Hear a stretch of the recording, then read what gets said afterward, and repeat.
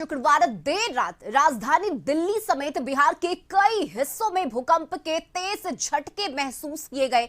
मिली जानकारी के मुताबिक राजधानी पटना समेत पश्चिमी चंपारण, दरभंगा, मुजफ्फरपुर, मोतिहारी समेत बिहार के कई जिलों में भूकंप के झटके महसूस किए गए। भूकंप का केंद्र पश्चिमी चंपारण से सटा नेपाल बताया जा रहा है और भूकंप का केंद्र नेपाल की राजधानी काठमांडू से उत्तर एवं पश्चिम दिशा में धरती से 10 किलोमीटर नीचे था। नेपाल में भूकंप की तीव्रता 6.4 मापी गई है और भूकंप का समय 11:32 दर्ज किया गया है। बता दें कि बिहार के कई जिलों में सिस्मिक जोन 4 में आते हैं, जहां भूकंप का खतरा अधिक है। और सहयोगी मरगूब आलम इस वक्त हमारे साथ जुड़े हुए हैं। मरगूब, हम सभी ने भूकंप के झटके महसूस किए। कल देर रात अचानक से लोगों ने भूकंप के झटके महसूस किए, जिसके बाद लोग घरों से भागकर बाहर भी आ गए और नेपाल का काठमांडू भूकंप का केंद्र बताया जा रहा है। देखिए, पहले आप इस तस्वीर को देखिए जी।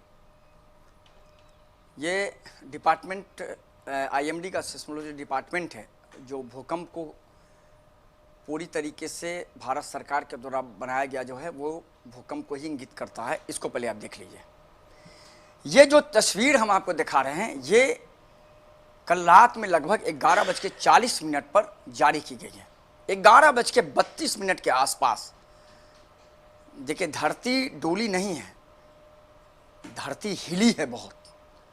अब आप समझिए कि पटना में लगभग 11:35 से 11:45 तक लगातार कशिश न्यूज़ को फोन आने लगे कि स्थिति क्या है, क्या दोबारा भी शॉर्ट कह सकते हैं कि जो शॉर्ट टर्म का एक और हल्का झटका होता है वो भी आएगा। लेकिन इसकी जानकारी किसको है जी।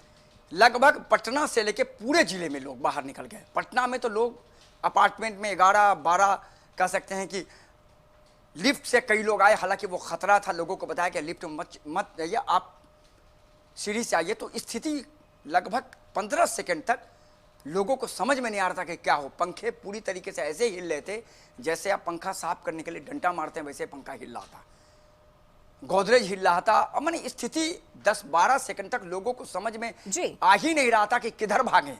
लेकिन कई लोग जान बचाकर नीचे आ गए और 1 घंटे तक पूरी पटना की आबादी अपने अपने घरों के बाहर, अपने अपने कॉलोनी के बाहर, अपने अपने अपार्टमेंट के बाहर खड़ी थी।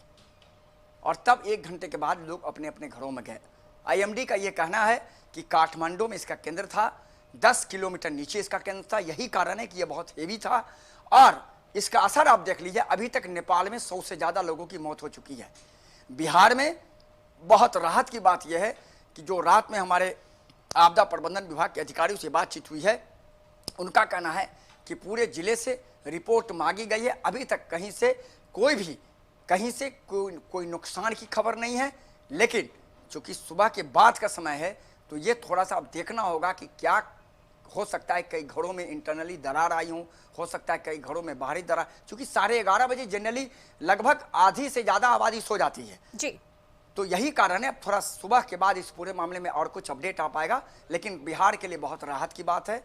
6.4 था कहा जा रहा है और फिलहाल अभी तक किसी नुकसान की खबर बिहार से तो नहीं है। उत्तर प्रदेश में भी झटके हैं, एनसीआर दिल्ली में भी झटके हैं और बहुत ही तेज झटका था। बिल्कुल। और अचानक से रात के वक्त जब लोग खा के सो रहे थे, उस वक्त ये झटके लोगों ने महसूस किए, तो लोग काफी डरे हुए थे, भयभीत थे कि आखिर अचानक से ये भूकंप का झटका आना। और इसीलिए कुछ लोग ये भी कह रहे थे कि शायद 2-3 सेकंड के अंदर अंदर 2-3 बार झटके आए हैं।